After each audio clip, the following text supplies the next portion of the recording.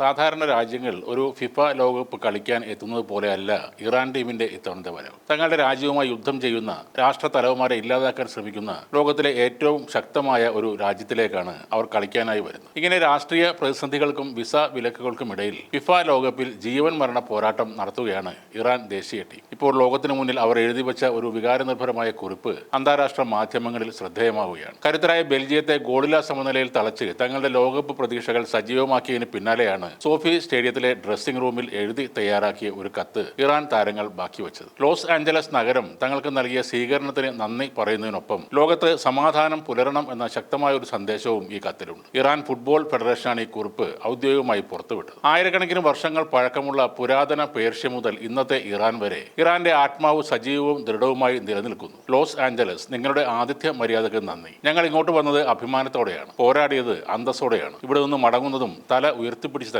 ഈ 180 മിനിറ്റുകളിൽ ഉടനീളം ഞങ്ങൾക്കായി ഹൃദയവും ശബ്ദവും ആത്മാവും നൽകിയ എല്ലാ ഇറാനിയൻ ആരാധകർക്കും നന്ദി. എല്ലാ രാജ്യങ്ങൾക്കുമിടയിൽ സമാധാനവും ബഹുമാനവും സൗഹൃദവും നിലനിൽക്കട്ടെ. ഇതാണ് ആ കുറിപ്പിൽ പറയുന്നത്. ആ എഴുത്തിന് താഴെ 168 മിനാബ് എന്നീ ഹാഷ്ടാഗുകളും ടീം ഉൾപ്പെടുത്തിയിട്ടുണ്ട്. അമേരിക്കയും ഇറാനും തമ്മിലുള്ള സംഘർഷങ്ങൾക്കിടയിൽ ഇറാന്റെ മിനാബ് നഗരത്തിലെ ഒരു സ്കൂളിന് നേരെ നടന്ന ബോംബാക്രമണത്തിൽ കൊല്ലപ്പെട്ട നിരപരാധികളായ കുട്ടികളുടെ ഓർമ്മപ്പെടുത്തലാണത്. ഇറാനികൾ ഏറ്റവും കൂടുതലുള്ള നഗരങ്ങളിൽ ഒന്നാണ് അമേരിക്കയിലെ ലോസ് ആഞ്ചലസ്. അതുകൊണ്ട് തന്നെ ഗ്രൂപ്പ് ജിയിലെ ആദ്യ 2 മത്സരങ്ങളിലും സ്വന്തം നാട്ടിൽ കളിക്കുന്നതിന് സമാനമായ ഒരു അന്തരീക്ഷമാണ് ഇറാൻ താരങ്ങൾക്ക് കിട്ടിയത്. എന്നാൽ ഗാലറിയിൽ കടുത്ത രാഷ്ട്രീയ വിയോജിപ്പുകളും ദൃശ്യമായിരുന്നു. ചില ആരാധകർ ഇറാന്റെ ഔദ്യോഗിക പതാകയുമായി വന്നപ്പോൾ മറ്റു ചിലർ 1979 വിപ്ലവത്തിന് മുൻപുള്ള പ്രതിപക്ഷ പതാകകളുമായാണ് വന്നത്. ഈ ലോകകപ്പിൽ മറ്റ് ടീമുകളെ അപേക്ഷിച്ച് കടുത്ത പ്രതിസന്ധികളിലൂടെയാണ് ഇറാൻ ടീം കടന്നുപോകുന്നത്. US എമിഗ്രേഷൻ അധികൃതരുടെ കർശനമായ നിയന്ത്രണങ്ങൾ കാരണം ഇറാൻ ടീമിനെ അമേരിക്കയിൽ തുടർച്ചയായി 48 മണിക്കൂറിൽ കൂടുതൽ താമസിക്കാൻ അനുമതിയില്ല. അതേ തുടർന്ന് തങ്ങളുടെ ബേസ് ക്യാമ്പ് അരിസോണയിൽ നിന്നും മെക്സിക്കോ അതിർത്തിയിലുള്ള